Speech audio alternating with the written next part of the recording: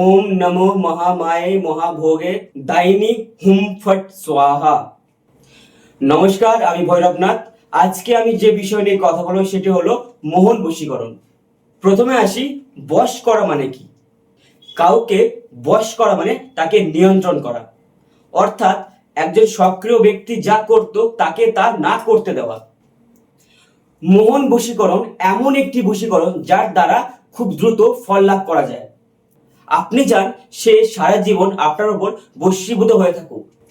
এই বশীকরণ যার উপর করবেন সে সারা জীবন আপনার উপর বশীভূত হয়ে থাকতে বাধ্য।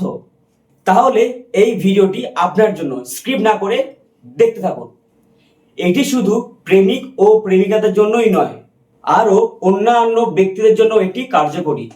অর্থাৎ যার প্রতি আপনি মোহ মায়ায় আকৃষ্ট, কিংবা যা করতো না তাকে দিয়ে করিয়ে নেওয়া। এরই মধ্যে একটি অন্যতম বশীকরণ হলো মোহন বশীকরণ, যা দ্বারা আপনার পছন্দের কোনো পুরুষ বা নারীকে আপনি বশীভূত করতে পারেন।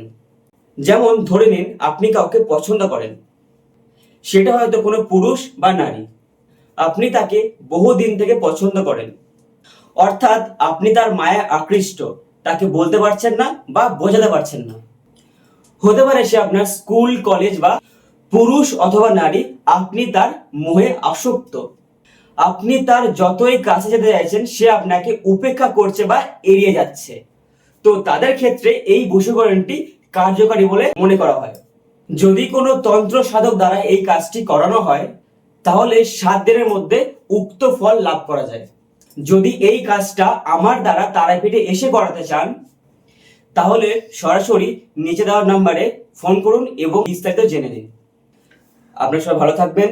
জয় মা তারা, জয় মা কামাখ্যা।